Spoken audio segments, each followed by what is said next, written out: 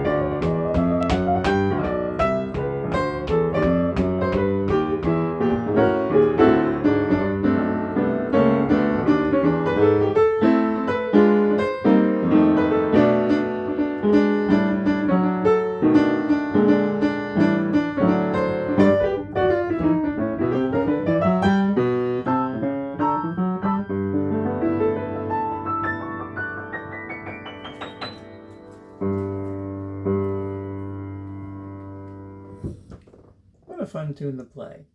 Surrey with the Fringe on top. And I've kind of grown accustomed to that face. No, that's another, anyway. Accustomed to playing that tune in all sorts of settings.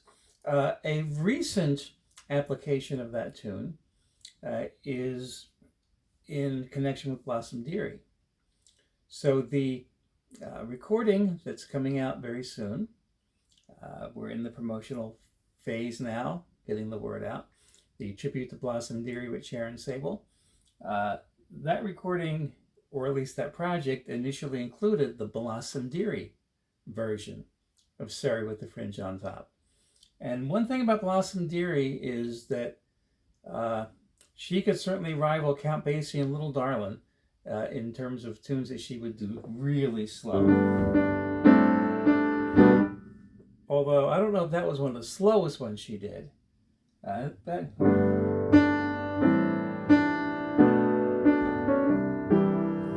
yeah, slowest is probably T for 2 in my key.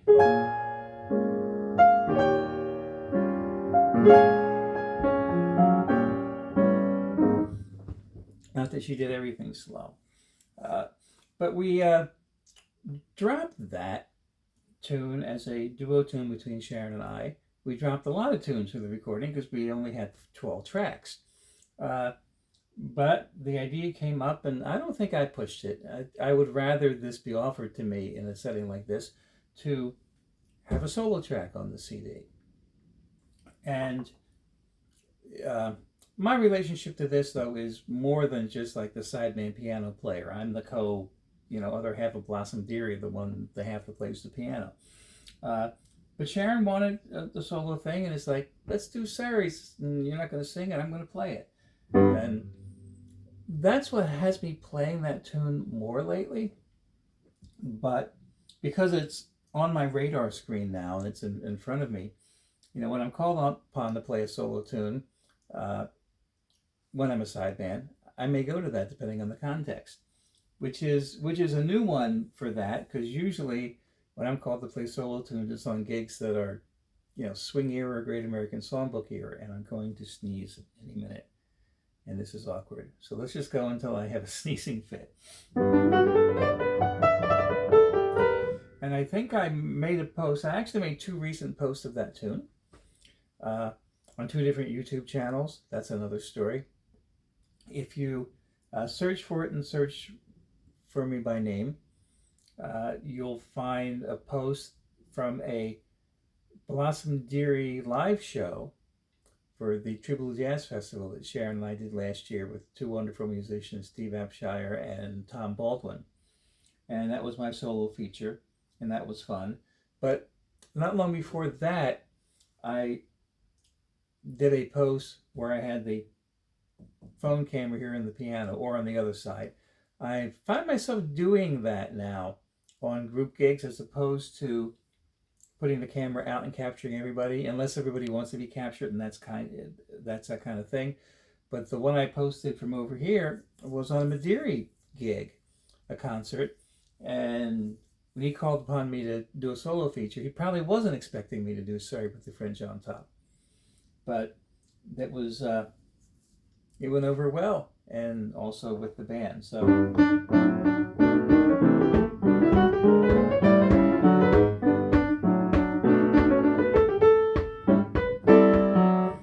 right. So, one thing I can talk about musically, and this is kind of a common theme with other of these song explanations I've done, is that there are different ways to play it. And I can't tell you for sure what the original chord progression is, as per the authors.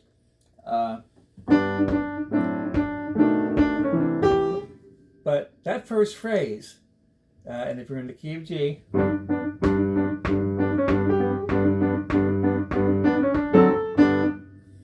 if you simplify it, it's just one chord. And then another chord. Right? The 1 chord and the 5 chord. I'm going to go all over the place apparently. The 1 chord representing, non-urgency or resolution or non-tension.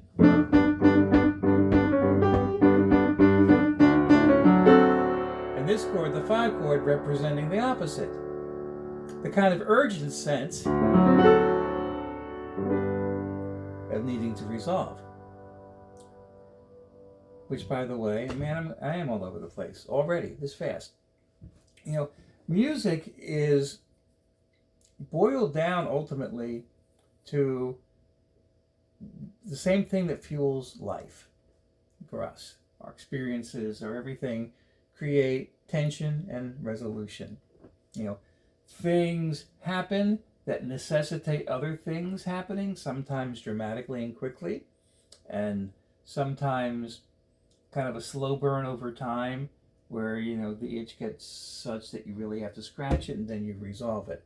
And in music, the cleanest portrayal of that is in that harmonic progression or chord progression we call 5-1. 5 being the chord built on the 5th in this particular key, and the 1 being the chord built on the 1. And I don't have to get any more technical than that. In the key of G, which is what I played this in, that's D7.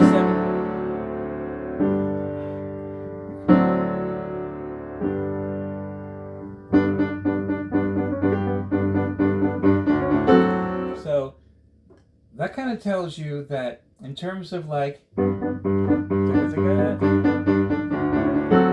the first time you have some kind of movement there. Well, wrong. The first time that you need to have some kind of movement there. Because what happens is the idea of the passive 1 chord is a jumping off point when you learn about harmony, just kind of move around.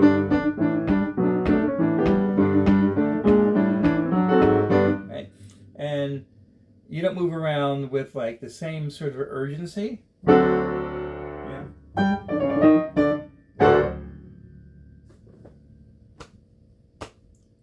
What? You want me to finish it? Okay. That's what I'm talking about with the urgency. So all of that to say, I know what I do.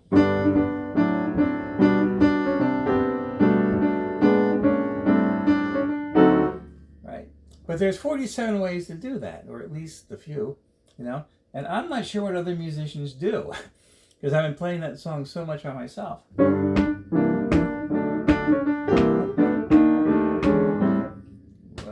Whatever.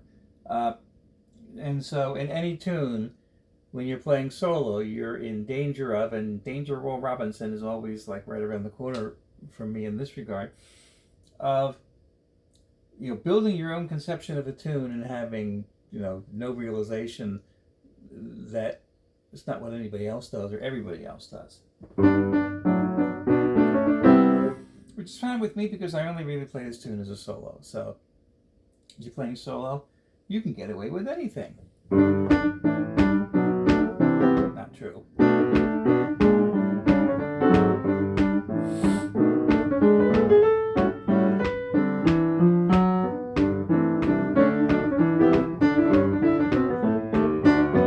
Oh, what did I just do that? Quoting. Oh my goodness.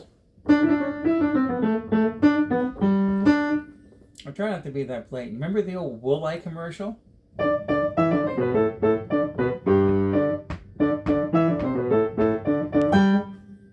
Yeah, that just came out in the middle of this tune. The irony of that is that Surrey with the Fringe on top is often a tune I'll quote in the middle of other tunes. Never on purpose, unless I'm around Paul Mediri and he makes a contest out of it.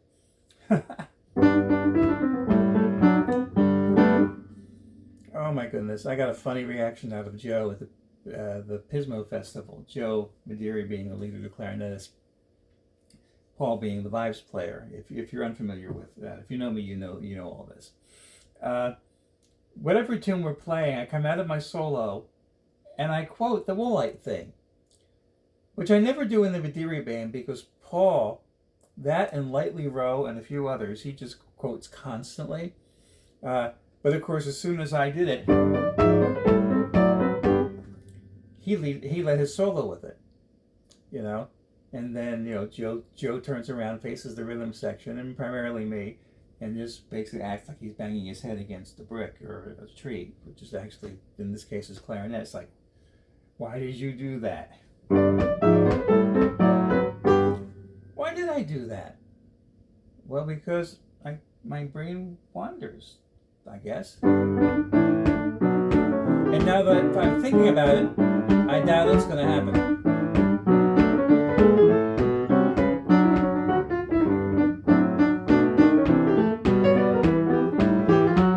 Yeah, there's nowhere, anywhere in my field of vision now is the little Woolite quote. Those things, those are little gremlins that pop out of nowhere. But, of course, I can't really come up with a tune. But if I can do it on purpose.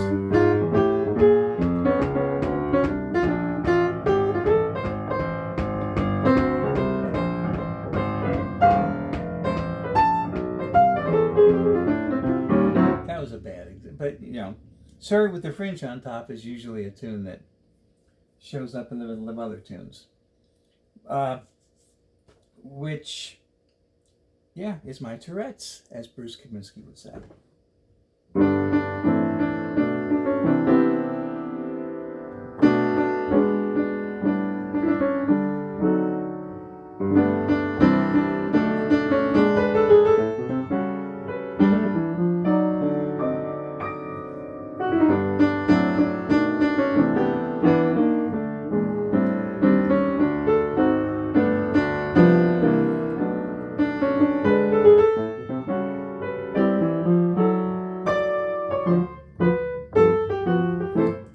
Stop there.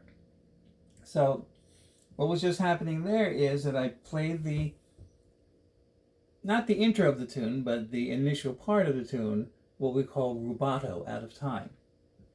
In other words, without, a steady pulse, which has been the way I've played that tune lately and the way I play it on the Blossom Deary recording.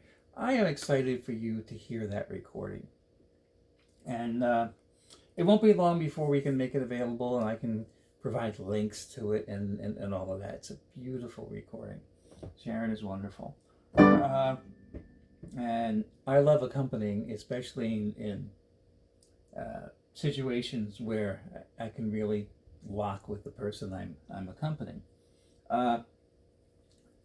But since I mentioned rubato, let's talk about that. There's a musical concept I don't know that I've talked about at all over the years I've been doing this. So whenever you play music, a pulse of some kind is necessary for the music to be interpreted. And I've demonstrated this before if you've been watching for a while. In fact, I kind of plotted a reworking of the rhythm of Twinkle Twinkle Little Star, and I forget what I did exactly, but I would always say, without ever trying to prove it to you or myself, because I just know it's true, that you can mess up the rhythm of a really familiar melody so much you won't recognize the melody, no matter how familiar it is, because it's really the rhythm that allows the music to communicate to us. And so I held my own feet to the fire a year or two ago, and I kind of figured out how to play Twinkle Twinkle Little Star so you wouldn't know what it was. And I didn't tell you, I don't even know what edition of this is on right now, but so where to find it again. But anyway, and once I did that, I talked about the importance of time. When you couldn't recognize Twinkle Twinkle Little Star until it was in time. So there's a foundational thing for me, the idea of a necessary pulse. But, actually and, or but/and, when you play out of time, which is what rubato is, what it really is, and how I have come to see it, is you're actually in time, but you're being very elastic with it. You can't tap your foot to it, but those relationships still exist in a stretch the rubber band, let the rubber band contract, all fluid, and the essence of the structure of time is still there. So it's not just random. So listen to this.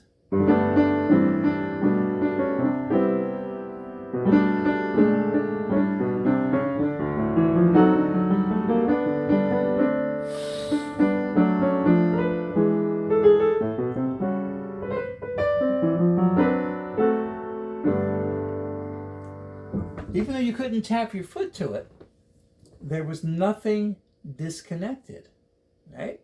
And even if you didn't have the sense of the tune, if you didn't know the melody, I still think that will communicate to you.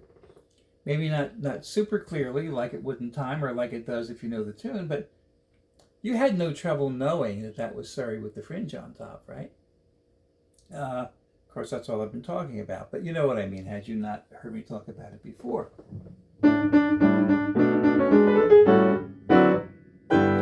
You know, and one thing it's really hard for me to do is play purposely bad and wrong by mistake. Not, I mean, no. I X that one up. I span even Coonerize right now. Try my double. But anyway, I can't play wrong on purpose. Is what I'm trying to say. And there are people who can do that famously. Joe Stafford, the Jonathan and Darlene recordings. Oh my goodness. You know. So I can't demonstrate to you, although I'm probably obligating myself to figure it out so I can demonstrate it later, how I could play Surrey with the Fringe on top so you would have no idea what it is, messing up the rhythm.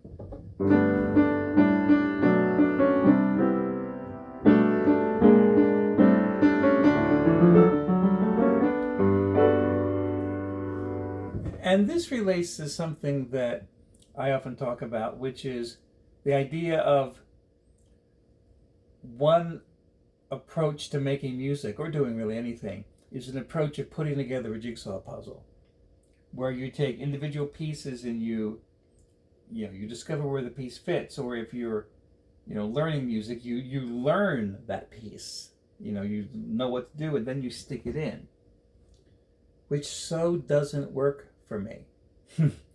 I have to see the whole thing always. But rubato is sometimes approached mechanically in that way, and it doesn't necessarily work. Because, and the bottom line, music is what's communicated here. There is cerebral music, right? But that, how do I say it without getting in trouble? I'm probably already in trouble. I'm always in trouble. I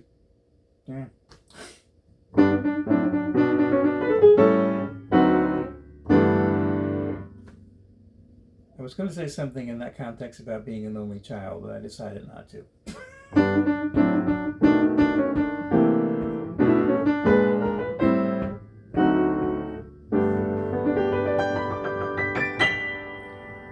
And in good ADD fashion, I forgot what the punchline is or where I was going with that.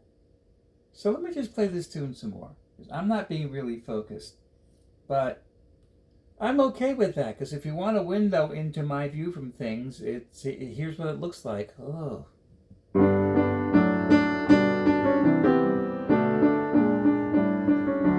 Let's go on time.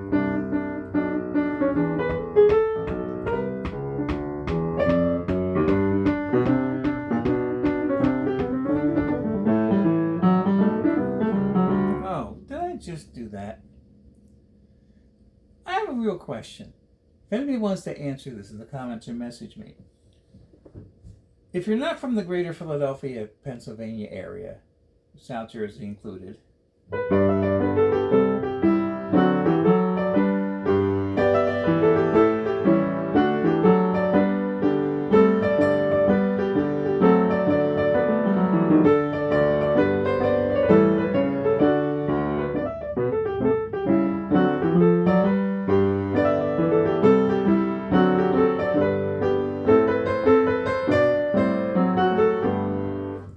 that. The Mr. Softy ice cream truck jingle theme. Someone suggested to me that, no, that's common in ice cream trucks, and different companies across the country use that. I didn't know if that's just proprietary to Mr. Softy or if that's a common thing, but I quote the Mr. Softy theme. But when I played it just now, I seized the opportunity to play it to the end, and there's actually an out of time part to the end. That I don't know if like the track was just recorded funny or something, and you really can't tap your foot to it anymore at the end. It's kind of odd, and I tried to replicate it. So did you notice that? If you did, you reinforce what I'm talking about.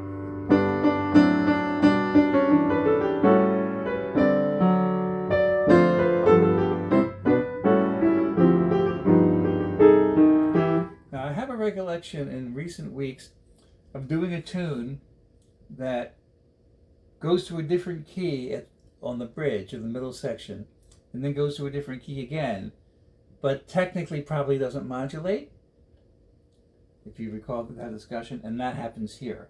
So when I play the form of the tune, A, B, A,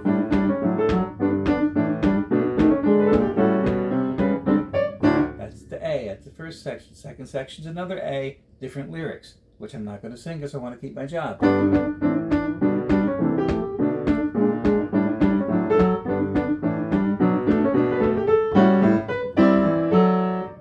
Except the end is different. The end is different because you're resolving to a different place. You're not going back to the beginning, you're going to the bridge.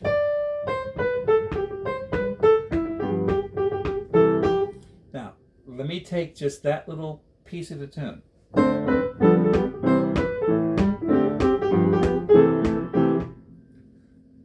Key of C.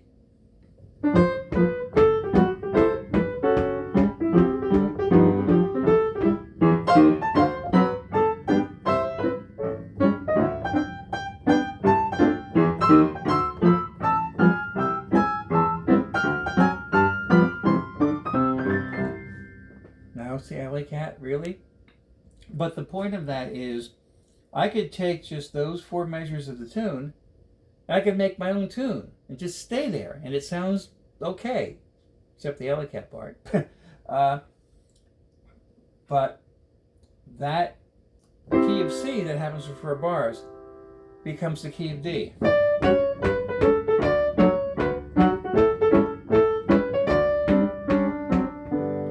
Which goes back to the key of G. So interesting tonal center move. So if you're not familiar with music or musician, don't know the technical thing, listen for it. It's interesting. So I'm going to play like the last part of the A section. I'm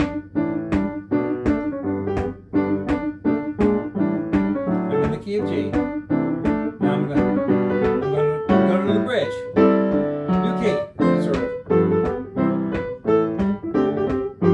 Here's another one.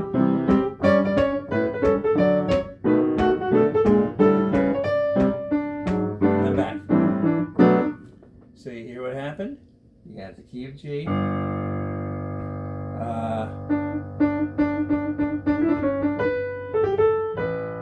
And then I'm in C. And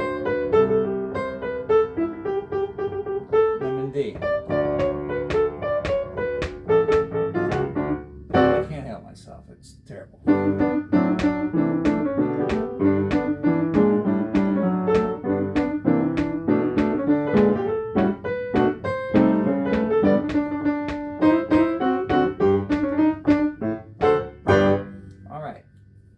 So that tune is the tune that would be either 2 beats or 4 beats in a measure, typically 4. You can play it 2 beat, you can play it like strike.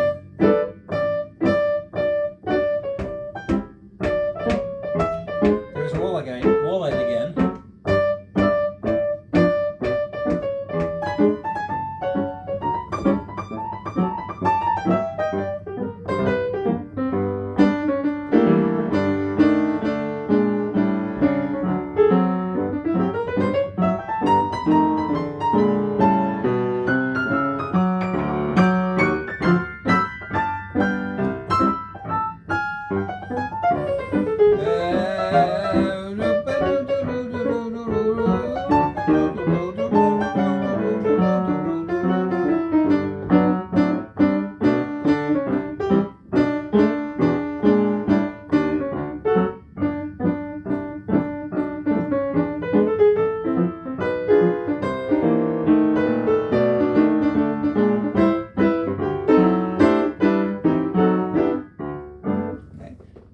tried to hold myself to play more of a stride style all the way through, a 2-beat style, and that certainly works.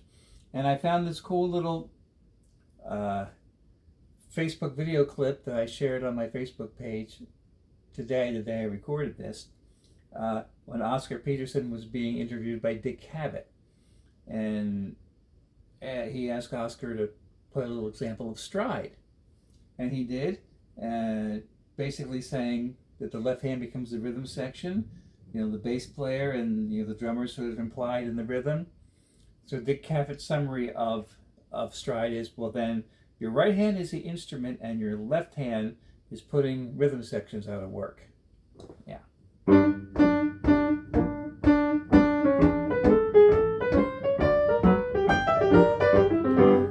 So that's one approach. Or I could swing it. 4 beats a measure, right?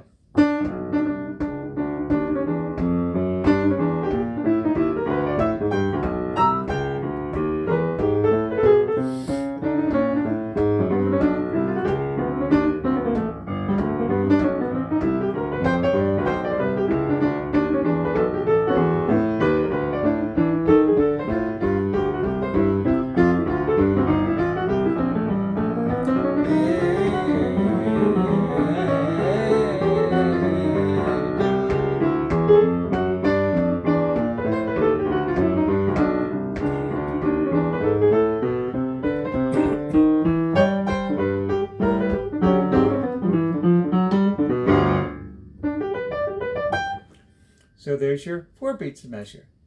There's your swing. And a kind of compromise. Kind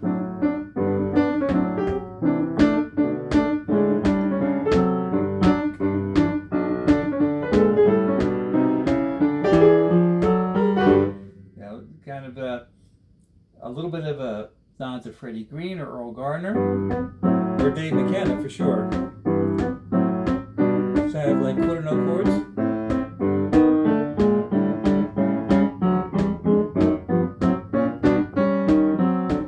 You can have all this like juicy, neat little melodic movement in there.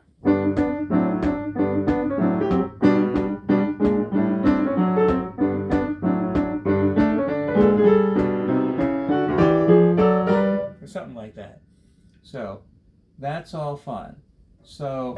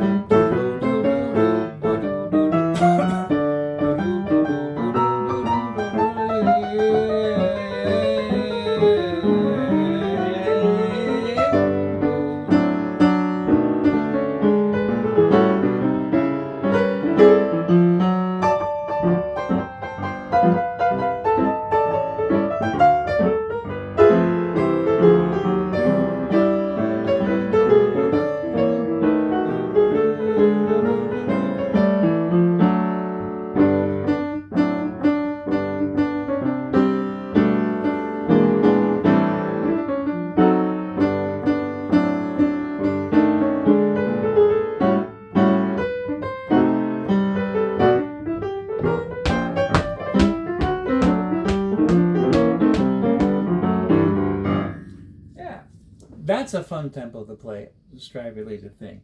And a tune like this can go anywhere. It can be fast, it can be slow. What else could it be? Well, you'd have to, reshape the Play-Doh to do other things, but you could.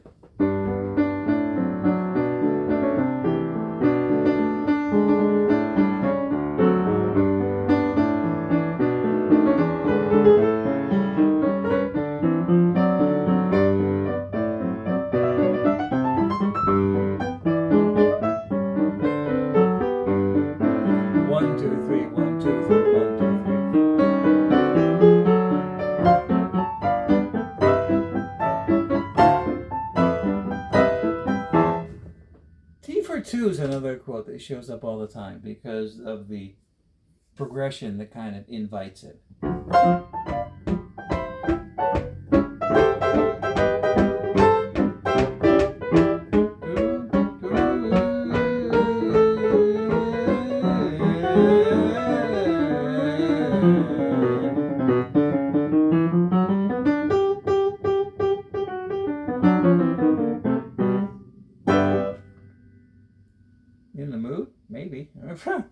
don't know.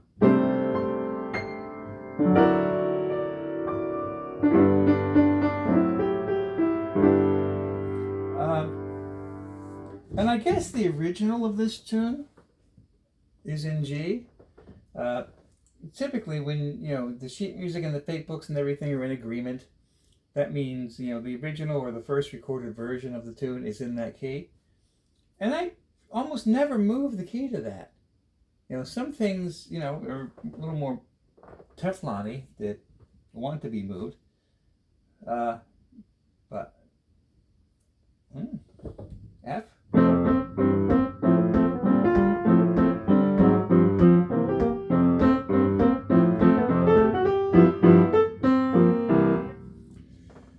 Oh, this is a rabbit hole I'm not prepared to go down, so I'm just staring it briefly. The idea of equal temperament. This is something I'm doing some reading on, and maybe later on I'll be more intelligent about it. But the idea of equal temperament is taking the octave and dividing it into 12 equal parts, mathematically precise. And the best way to illustrate how I do understand it is that in nature, those overtones, those things that build pitches in terms of what you hear, actually create a very slightly different scale or arrangement of spaces between notes. But in order to be able to play in all the keys, it's been very, very, very slightly adjusted. So all these distances, these 12 equal parts between the C and the C, or a D and a D, or whatever and a whoever, are the same. So I can play Surrey with the Fringe on top in G or F, or E flat, or whatever. I'm using that as a setup to say, for me, G is a nice, bright, happy key to play this in. F, it is more like, okay, here we are, I can throw a blanket over it or something. Did I say E? I meant F, right? So I guess I just like G. But let me make myself play it in a few keys. B flat.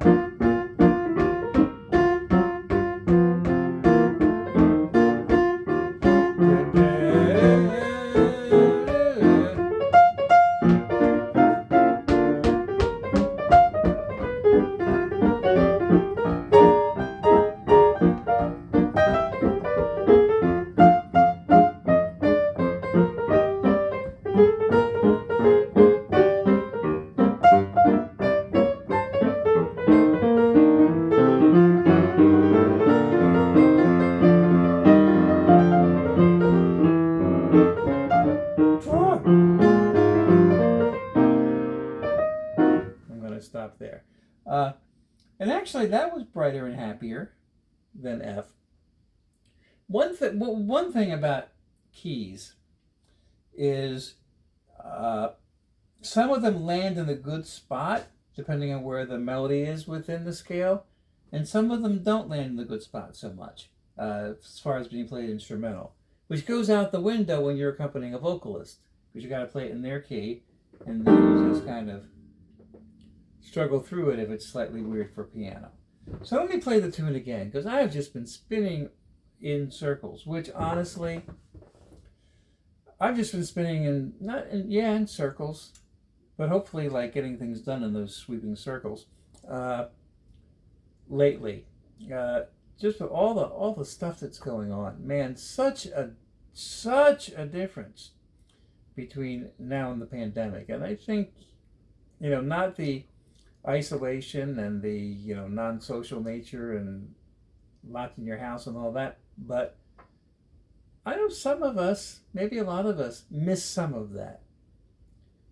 And for like the introvert who likes his space and his ability to just ponder, I miss that. Can't keep up with everything else and do that, so you just kind of do everything halfway, right? What was I going to do? See, I don't even remember. I'm going to play it again and see what happens.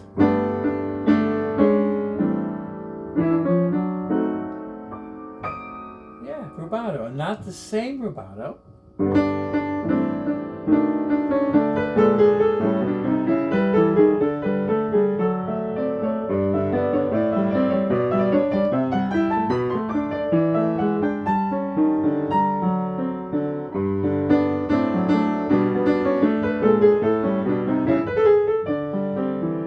I'm going to say rubato.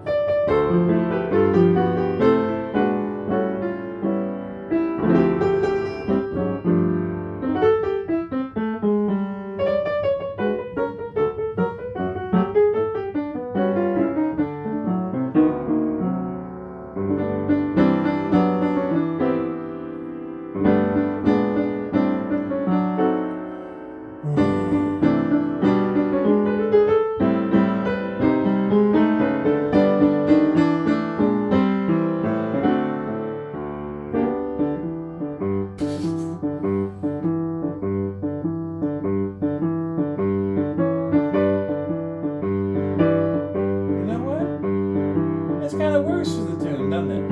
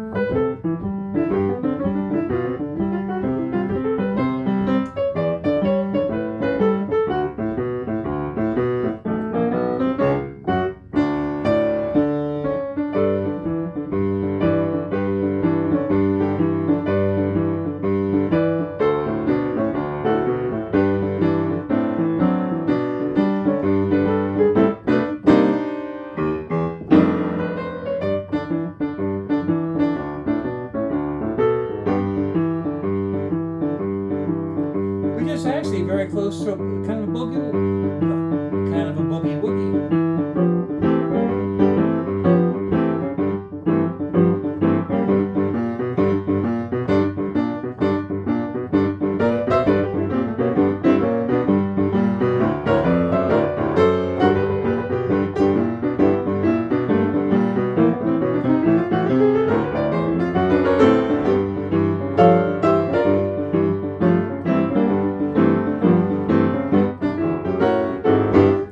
Who knows where a tune takes you, and that's the fun, isn't it?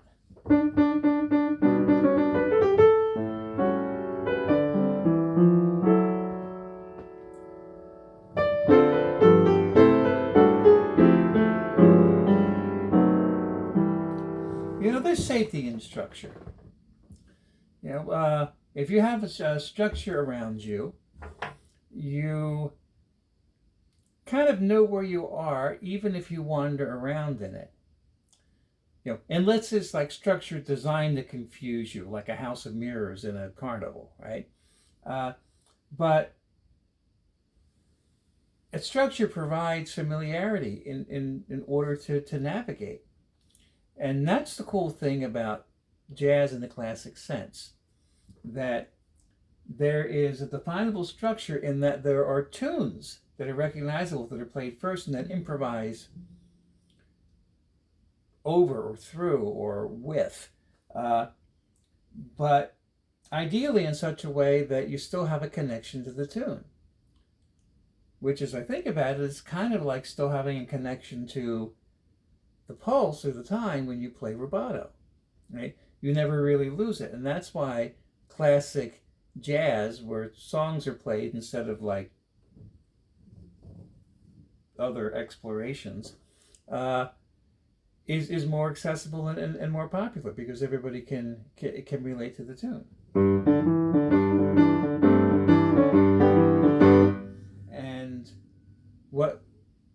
tweaked my brain to bring that up was when I do my piano for my friends' videos.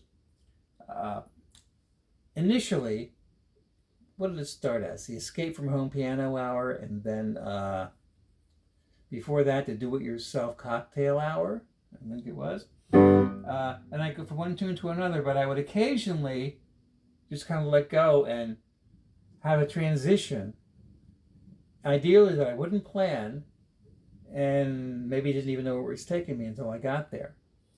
And those of you who watched for a long time, or since then, may have noticed that I make a transition now between every tune, because that's kind of my uniqueness or a signature, so I should bring that to what I do. But when I'm making a transition from one structured thing, let's say I go from Sorry with the Fringe on Top to, and if I'm telling myself where I'm going, I'm probably messing myself up in this demonstration, but just to do it, let's say I'm going to Oh What a Beautiful Morning. Right?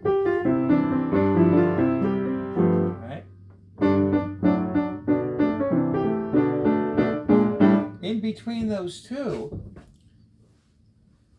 ideally, I don't respond to structure. And I just create a new structure as I go, which is kind of dangerous. At least for me, and dangerous in terms of like staying connected to it. So now the very broad idea of jazz, if you're in a historical context, is working within structure, less so in contemporary jazz. And of course, there's like avant-garde and things that just throw it all away. So let's say what would happen, or maybe I transition out of Surrey with the Fringe on Top and back into it. I don't know what I'm going to do, but let me try to replicate, and I might fall on my face with it because I'm doing it on purpose, and that's not the most effective way to get something done for some of us.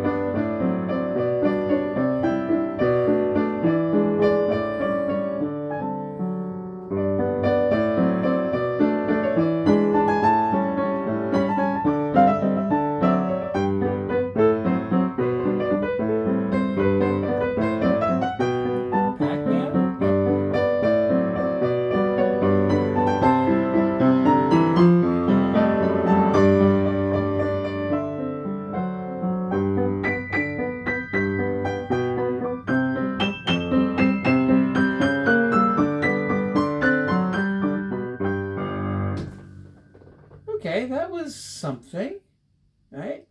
Now, did you catch what was going on? I was playing the structure of Surrey with the Fringe on top, and then I let it go and allowed myself to wander around and just internally create structure until I got steered myself to where landed, where I could just go into, oh, what a beautiful morning. And, you know, I'm calling them transitions because that's what people have called them. You know, oh, like the transition, you know, but it's really just like letting go and letting it come to you, and then, you know, connecting A to B. So I guess it is a transition ultimately. But I managed to get back to Surrey with the Fringe on top, but I did it as a waltz. So anyway, good luck following any of this, but I don't mind putting it out there because it's a window into my brain. Depending on what time of day and how tired I am, or what I've eaten, or how much caffeine I've had, or if I've had none, which is better for creativity, you know, that all impacts everything. But this is my view from the piano bench right here. I've probably done enough damage or created enough confusion for one night. So thanks for being here, and I'll see you tomorrow night. And check the schedule. Man, things are happening. And yeah, thanks so much. Aren't I ridiculous? Bye.